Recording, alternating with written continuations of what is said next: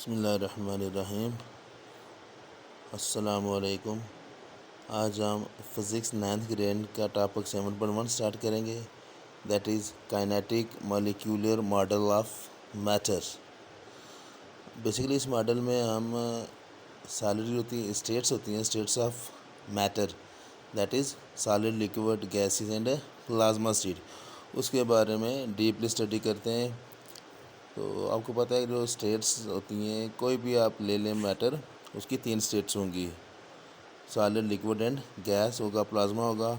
उसमें arrangement of atoms, molecules and ions, उसके बारे में स्टडी करने में ये जो मॉडल है वो हमारी हेल्प करेगा। ठीक है जी। तो according to kinetic molecular model और theory, matter is composed of atoms, molecules और ions. These particles are continuous in random motion. ठीक है, जो पार्टिकल्स एटम होंगे, मॉलिक्यूल्स या आयंस होंगे, जिनसे मिलके हमारे पास क्या बनेगा, एक मैटर बनेगा। तो ये ions they are always in random motion, the space between them, तो उस स्पेस में ये क्या करते हैं जी, रैंडमली मूव करेंगे। They interact with each other by a force called intermolecular force और कोहेसिव फोर्स।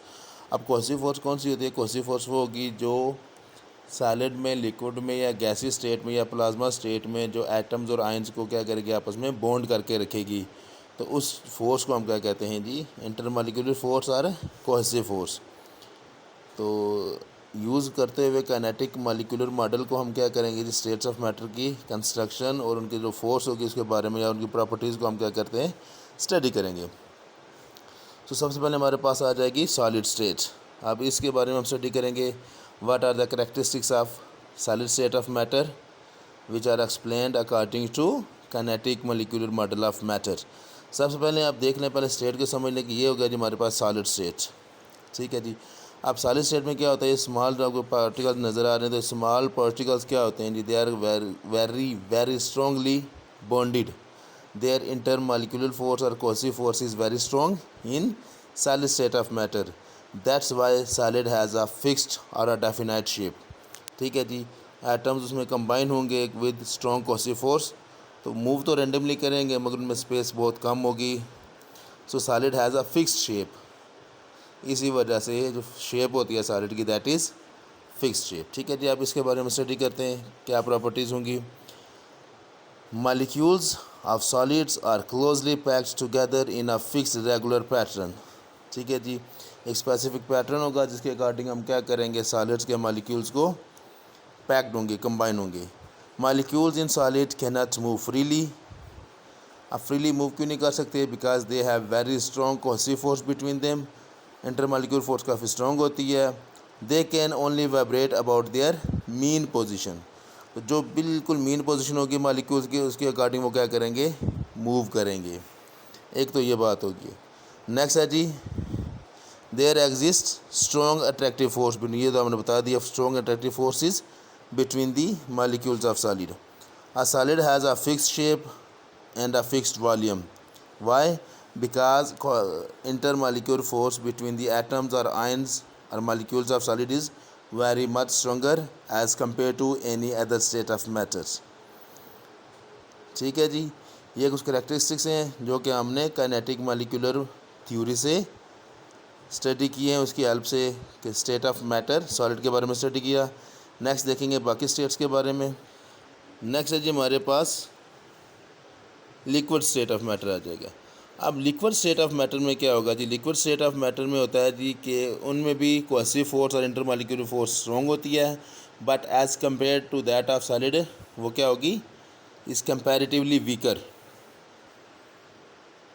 अब देख सकते हैं ये हमारे पास आ गया सॉलिड स्टेट ऑफ मैटर। इसमें एटम्स जो होंगे they are very strongly bonded, and whereas अगर आप देखते हैं लिक्विड स्टेट में, तो यहाँ पे भी होते तो कंपैरेटिवली इनमें भी इंटरमॉलिक्यूलर फोर्स होगी, मगर सॉलिड स्टेट ऑफ मैटर की निस्बत लिक्विड स्टेट में फोर्स थोड़ी सी वीक होती है।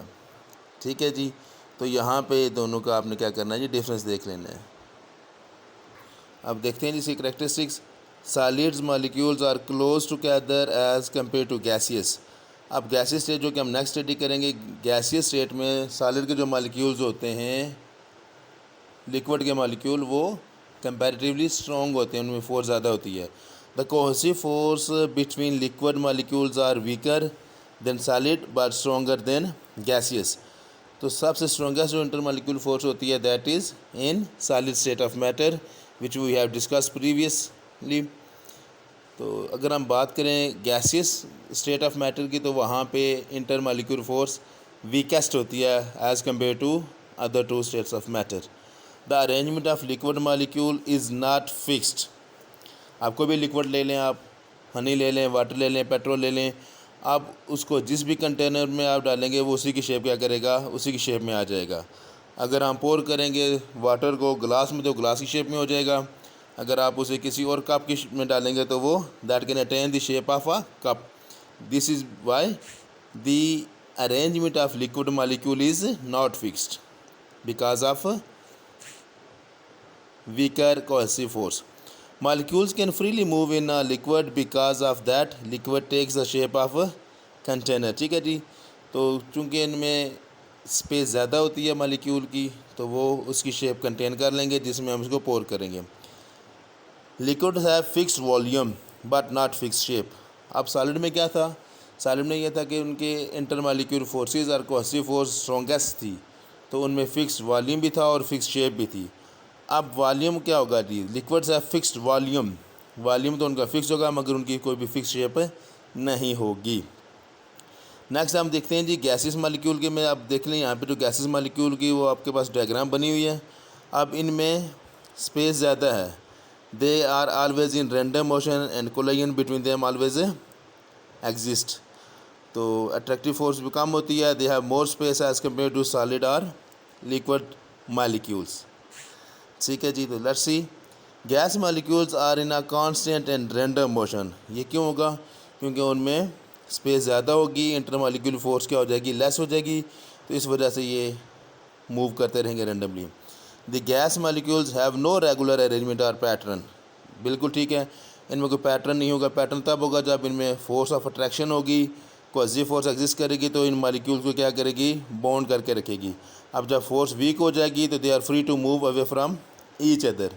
The cohesive force among gas molecules are weakest as compared to that of solid and liquid. This is we have discussed previously कि gas molecules में cohesive force होती है, force of attraction between the atoms or molecules or ions, that is weakest as compared to liquid or solid state. The distance between the molecules is large as compared to that of the molecules in other two states. अब जितना इनका size होगा उससे ज़्यादा इनके दरमियान क्या हो जाएगी, स्पेस हो जाएगी। फोर्स ज़्यादा होगी, अगर होती है फोर्स अट्रैक्टिव फोर्स ज़्यादा होती है तो इनमें स्पेस कम होती।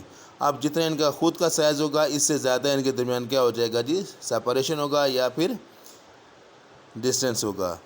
The molecules are continuously colliding. Collision होती रहेगी, रैंडमली मूव करेंगे तो हर एक डायरेक्शन में मूव करेंगे with the container wall of containers, तो इनमें कोलाइजन ज़्यादा होती रहेगी। The time of collision is small compared to time between the collision। ठीक है जी। तो collision ज़्यादा होती रहेगी, काफ़ी लेस टाइम में ये काफ़ी दफ़ा इनमें collision ज़्यादा होती रहेगी। रैंडमली मूव करेंगे तो बार बार इनमें क्या होगा जी, कोलाइड करते रहेंगे। आगे जाए हमारे पास plasma, that is the fourth state of matter. अब it consist of free electrons and ions. इसमें क्या होता है जी, प्लाज्मा में फ्री इलेक्ट्रॉन्स होंगे और आयंस होंगे।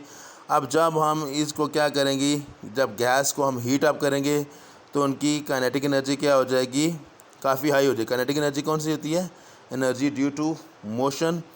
तो जब हम गैस को हीट अप करेंगे तो इनका टेम्परेचर इंक्रीज़ होने से गैस मॉलिक्यूल्स की मूवमेंट ज़्यादा हो जाएगी और इनमें क्या हो जाएगा, कोलाइजन ज़्यादा हो जाएगा। जब ज़्यादा कोलाइड करेंगे तो फिर क्या होगा जी, become so high that electrons get free from nuclear attraction. अब जब न्यूक्लियर अट्रैक्शन से इनमें क्या हो जाएगा जी, they are free from nuclear attraction producing free electrons and positive ions moving randomly at very high speeds. तो जब इनमें क्या होगा जी, गैस मॉलिक्यूल्स में काइनेटिक एनर्जी इंक्रीज़ हो जाएगी। जब इसको हम हीट अप करेंगे तो इनमें कोलिजन ज़्यादा होगी, तो इनमें जो न्यूक्लियर अट्रैक्शन हो जाएगा वो बिकम्स वीकेस्ट। तो ये प्लाज्मा स्टेट हम रूम टेम्परेचर पे भी क्या कर सकते हैं जी, अटेन कर सकते हैं आजकल के दौर में। तो ये थी हमारे पास states of matter which we have derived from kinetic molecular model of matter।